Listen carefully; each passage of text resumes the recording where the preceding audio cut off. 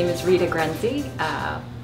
I live in Geneva for the past 10 years, but I'm from Ohio. I grew up in Cleveland and went to undergraduate there and then did my graduate studies at Cranbrook outside of Detroit, Michigan. I've been here, a resident here for just about 2 years, which has been really good for me. I make sculpture. My background is in fiber arts. Both of my degrees are in fiber, and I even taught briefly at Maryland Institute College of Art in the fiber and foundations departments. I think I gravitated towards fiber because it was really open. It was sculptural, but it wasn't necessarily welding and big massive stuff, but things that could be lots of small units, really about materials. A lot of fiber departments are now called material studies instead of fiber, because it's moving away from its tradition in textiles and that accumulation process to more a study of stuff and how you can make art out of lots of stuff. I just recently completed my first collaborative piece with this fabulous guy I know. His name's Jim Kirchhoff, and he's into film and video and sound, and we worked together. It was a piece about consumption, about coffee consumption. So my part in that was I built a structure that housed 1,000 coffee cups.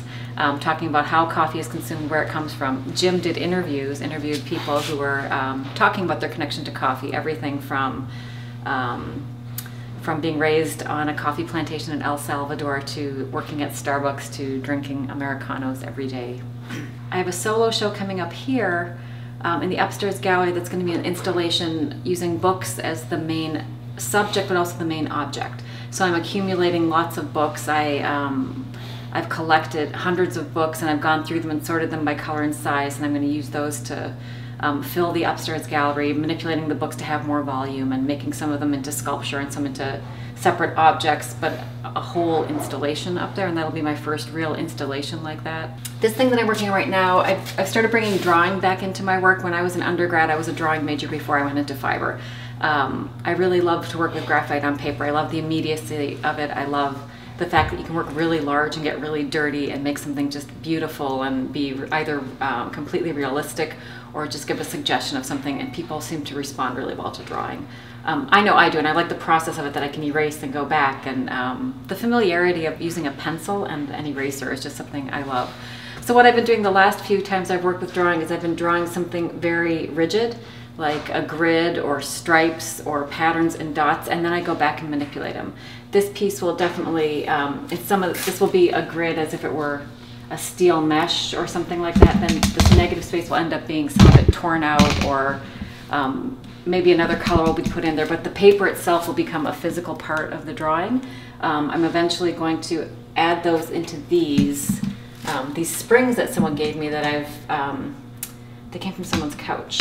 So I had this idea that coming from these springs would be these very vertical drawings. Somehow they will wrap around this, maybe just through the holes that are in here, they'll just kind of sit on it. And there'll be a group of them, maybe 10, maybe 20, that will be like, I'm thinking of them as a chorus, a group of people, not a chorus as in, you know, high-stepping gals on Broadway, but like a chorus as in the chorus of voices, you know, a number of voices, a group of voices, a grouping in that way. So this is kind of the physical structure that my drawings are going to go on when it becomes a three-dimensional object. I would like to have at least 12 in the chorus. Somehow 12 is a very significant number to me for so many reasons. It's a dozen, it's biblical, it's everything. So I'd like to have at least 12, but if I don't have 12, then I'll look at whatever number I have and see if that number has any meaning, and if it doesn't, just what looks good formally. If I need 11 or 9, then that's what I'll run with. But I like those numbers when I have numbers in a, you know, a grouping. I like the numbers to matter.